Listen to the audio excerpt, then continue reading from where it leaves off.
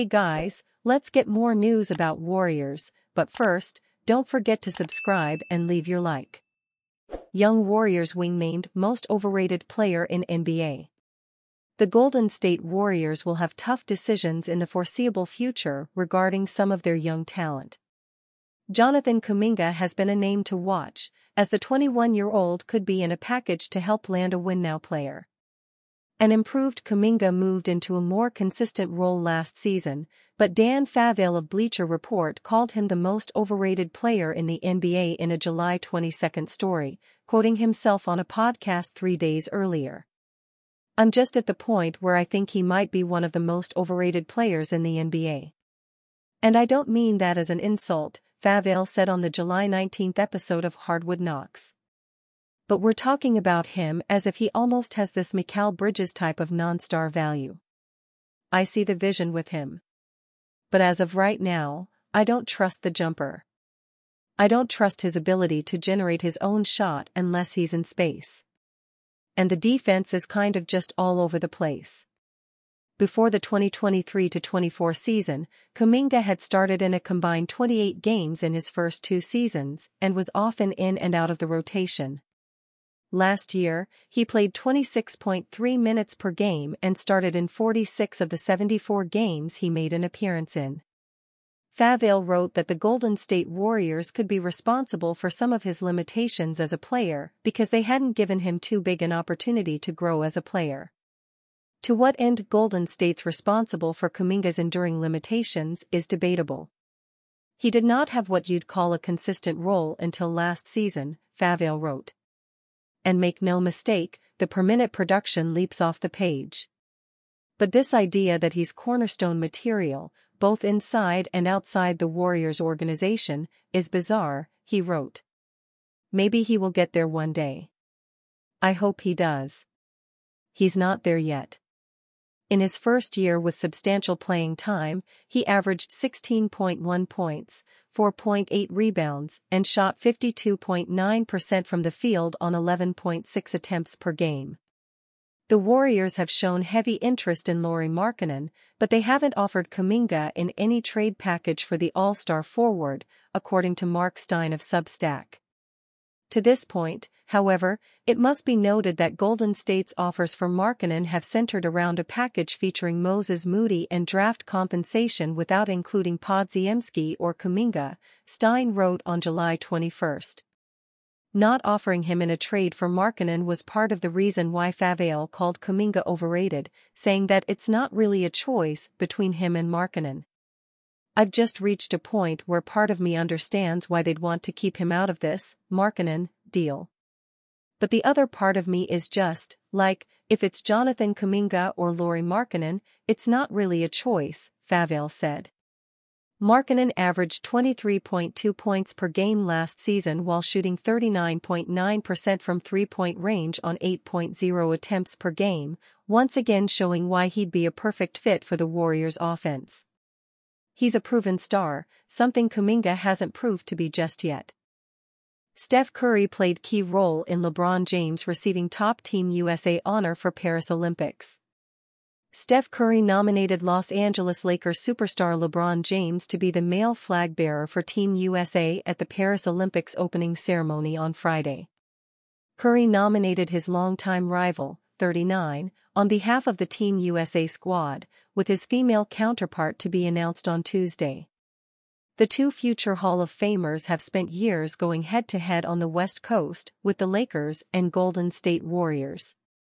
The pair reportedly had a tense rivalry behind the scenes, unsurprising considering their multiple NBA Finals clashes between 2014 to 2018, where they faced off a whopping 22 times. James was at his hometown Cleveland Cavaliers in the Eastern Conference, while Curry was one of the centerpieces of the Warriors' Dream Team, which also included Team USA's Kevin Durant. Curry and the Warriors won 3 out of 4 NBA Finals meetings against James and the Cavaliers.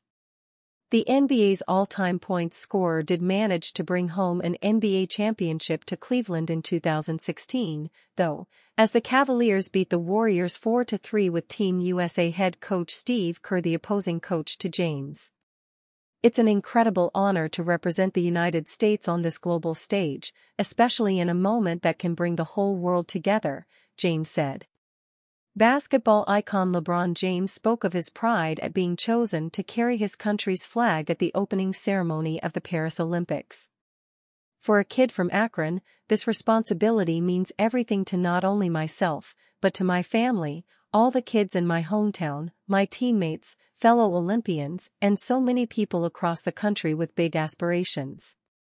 Sports have the power to bring us all together, and I'm proud to be a part of this important moment, he added. USOC CEO Sarah Hirschland added, "We are thrilled to announce LeBron James as one of 2 flag bearers who will lead Team USA in the opening ceremony, and officially open the Paris 2024 Games," before going on to say, "Being selected by your teammates to carry the flag is a tremendous honor and a testament to LeBron's passion for Team USA and his dedication to his sport. We will watch with great pride as the flag bearers lead our athletes who are about to embark on a remarkable journey together." James, who will share flag-bearing duties with fellow NBA superstar Steph Curry, inspired his country to a nail-biting 101-100 win over South Sudan on Saturday, scoring the game-winning basket with just 8 seconds left on the clock. Team USA, who next face a tough test against world champions Germany at London's O2 Arena on Monday, could unleash their star trio of James, Curry, and Durant for the first time in the tournament, with Durant having shaken off an injury sustained in June. Warriors' surprising stance on Lauri Markkanen trade puts new player in crossfire. The Golden State Warriors began the offseason with ambitious plans, dangling Chris Paul's non-guaranteed $30 million salary in various trade talks around the league. "We were oh so close to Paul George ending up in Golden State next to Stephen Curry and Draymond Green, but the Warriors' own hesitance put the kibosh on that dream. Lauri Markkanen is the next man up for the Dubs front office. CP3 is long gone, and so is his tradable salary, but Golden State has Andrew Wiggins' cumbersome deal and a few quality young pieces to float to the Utah Jazz, not to mention a wealth of draft picks. Now, it's a matter of putting together a package Danny Ainge in Utah will actually accept. It's a tough situation, as Markkanen's team-friendly contract, age, 27, and highly adaptable skill set make him a valuable commodity. There's no pressure for the Jazz to trade him when an extension is on the table, if not inevitable, should he remain in Salt Lake City. The only motivation for Utah to trade Markkanen would be to tank and reset the competitive timeline. Utah won't do that unless the Warriors can significantly aid such a process. The Paul George trade allegedly fell through because the Warriors didn't want to part with Jonathan Kuminga. Now, it's Golden State's adoration of Brandon Podziemski that appears to be blockading a potential All-Star addition.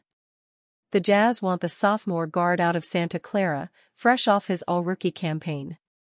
The Warriors love the kid and don't want to trade him. In fact, the Warriors would actually be more inclined to deal Kuminga, once thought borderline untouchable, in a potential Markkanen trade, according to NBA insider Mark Stein. Yet there is also a growing belief league-wide that the Warriors would be more willing to move Jonathan Kuminga in a Markkanen trade, or any big swing deal, than Podziemski.